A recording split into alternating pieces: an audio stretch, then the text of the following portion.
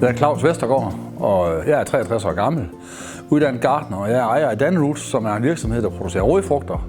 Vi ligger her i Midtjylland, og vi producerer rodfrugter på omkring 600-700 hektar. Det er en 40-50.000 tons råvarer, som vi kører her til fabrikken og forarbejder, vasker og pakker og leverer ud til de danske supermarkeder.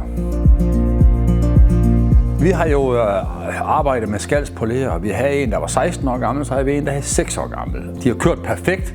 Ingen problemer i det. Men det blev så præsenteret for en ny model, som havde nogle fordele, som jeg godt kunne se, at vi kunne bruge. Og derfor så valgte vi så at skifte til den her nye generation af poleremaskiner.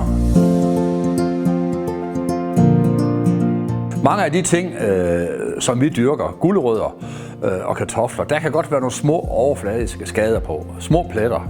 Og det kan faktisk være nok til, at supermarkedet de kasserer dem. Og der er det dejligt med de her nye polerer, at der kan vi børste de her ting væk, så vi simpelthen får en større udnyttelse af vores råvarer. Og det giver os en kæmpe besparelse og forhåbentlig en bedre bundlinje. Men det har givet et bedre arbejdsmiljø, fordi vi har fået en del af støjen væk. Og så er det også bare sådan, at når der kommer nye maskiner ind, det er altid en glæde for medarbejdere at få nye maskiner. Jeg har arbejdet med skals i mange, mange år. Jeg kan godt lide at arbejde med lokale firmaer. Jeg kan godt lide at arbejde med nogen, som vi udvikler sammen med. Det er et jysk, robust firma, og vi får det, vi ser. De gør opgaven færdig, men jeg synes der, hvor de har flyttet så meget, det er på designen af maskiner. Altså den er vel designet, og det kan jeg godt lide. Der er nogle systemer, der får den til at se mere smart ud end den gamle, blandt andet måde, vi åbner lågerne på.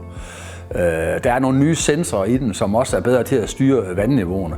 Altså det er jo en lille ting, men den måde, som vi fjerner det der, vi har børstet af gulerødderne, det er langt stærkere i den maskine, vi har her. Det kan ikke stoppe.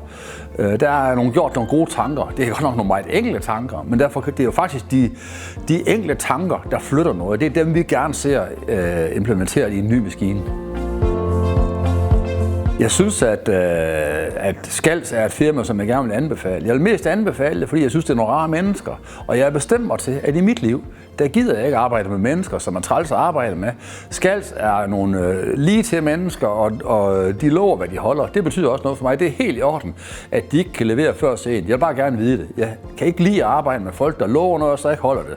Så hellere love lidt mindre, og så holde det, de lover. Det kan jeg godt lide, og det kan Skals.